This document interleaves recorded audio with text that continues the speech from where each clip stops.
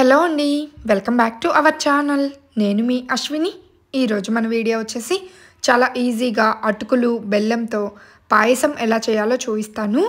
చాలా క్విక్గా అయిపోతుంది. పిల్లలు ఏదైనా స్వీట్ చేయమని అడిగితే అప్పటికప్పుడు ఈ అటుకుల పాయసాన్ని హెల్దీగా చేసి పెట్టచ్చు. తప్పకుండా మీరు కూడా ట్రై చేయండి. ముందుగా అయితే ఈ అటుకుల పాయసం కోసం 1 కప్పు అటుకులు తీసుకొని స్టవ్ ఆన్ చేసి ప్యాన్ పెట్టుకొని అందులో కప్పు అటుకులను వేసుకొని ఫ్రై చేసుకోవాలి. లైట్గా కాస్త క్రిస్పీగా అయ్యేంత వరకు ఫ్రై చేసుకుంటే సరిపోతుంది. అటుకుల కలర్ చేంజ్ అయ్యేంత వరకు ఫ్రై చేసే పని లేదు. జస్ట్ అటుకులు కాస్త వేగి క్రిస్పీగా అయితే సరిపోతుంది. ఇలా వేయించుకున్న అటుకుల్ని ఒక బౌల్లోకి తీసుకొని పక్కన పెట్టేసి చల్లార్చుకోండి. ఇలా ముందుగా అటుకుల్ని ఫ్రై చేసుకొని పెట్టుకోవటం వల్ల అటుకులు పచ్చివాసన రాకుండా టేస్ట్ బాగుంటుంది పాయసం కూడా. నెక్స్ట్ స్టవ్ ఆన్ చేసి ఒక గిన్నె పెట్టుకొని అందులో 1 కప్పు బెల్లం తీసుకోండి. 1 కప్పు అటుకులు తీసుకున్నారంటే 1 కప్పు బెల్లం సరిపోతుంది.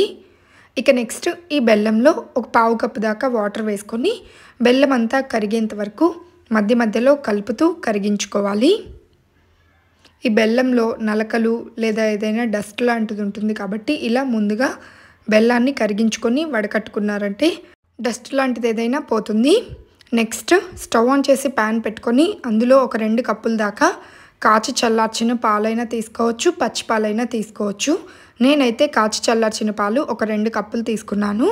ఈ పాలు ఒక మరుగు వచ్చేంత వరకు మరిగించుకోవాలి. ఈ పాలు మరిగే లోపల ముందుగా మనం ఫ్రై చేసుకొని పెట్టుకున్న అటుకులు ఉన్నాయి కదా, ఈ అటుకుల్లో కొంచెం వాటర్ వేసుకొని 1కి 2 సార్లు శుభ్రంగా కడిగేసి తీసుకోండి. వాటర్ మొత్తం వంపేసి ఈ విధంగా ఒక 2 సార్లు అటుకులను అయితే కడిగేసి నీళ్ళన్నీ వంపేసి తీసుకున్నాను. నెక్స్ట్ ఈలోపు పాలు మరిగిపోయాయి. చూసారు కదా, ఈ విధంగా పాలు ఒక మరుగు వస్తే సరిపోతుంది. ఇప్పుడు ఈ మరిగిన పాలల్లో ముందుగా మనం వేయించుకొని శుభ్రంగా 1కి 2 సార్లు కడిగి పక్కన పెట్టుకున్న అటుకులు ఉన్నాయి కదా, ఆ అటుకుల్ని వేసుకోవాలి. ఇలా మొత్తం అటుకులన్నీ పాలల్లో వేసుకొని ఒకసారి బాగా కలిపి మూత పెట్టేసి అటుకులన్నీ బాగా ఉడికేంత వరకు ఉడికించుకోవాలి. చాలా త్వరగానే ఉడికిపోతాయండి. ఇలా నేను ఉడికిస్తున్నప్పుడు మధ్య మధ్యలో మూత తీసి కలుపుకుంటున్నాను. మనకి అటుకులు ఉడికాయా లేదా అనేది ఎలా తెలుస్తుందంటే చేత్తో కనుక మనం పట్టుకున్నామంటే అటుకులు మెత్తగా అయిపోతాయి, సాఫ్ట్గా. అలా అయిపోతే అటుకులు మనకి చక్కగా ఉడికిపోయినట్లే పాలల్లో. ఈ విధంగా ఉడుకుతున్నప్పుడు చేత్తో గట్టిగా పట్టుకుంటే మెత్తగా అయిపోయినట్లయితే ఇంకా ఉడకనట్లు. సో మూత పెట్టేసి మరొక నిమిషం పాటు ఉడికించుకోండి. చూసారు కదా, ఇలా పాలు బాగా పీల్చుకొని అటుకులు చక్కగా బాగా ఉడికిపోయాయి, చాలా సాఫ్ట్గా అయిపోయాయి. ఇప్పుడు చూపిస్తా చూడండి ఉడికాయా లేదా అనేది ఎలా తెలుస్తుంది అనేది. ఈ విధంగా మనం చేత్తో పట్టుకుంటే మెత్తగా అయిపోతుంది, అప్పుడు మనకి అటుకులు ఉడికిపోయినట్లే.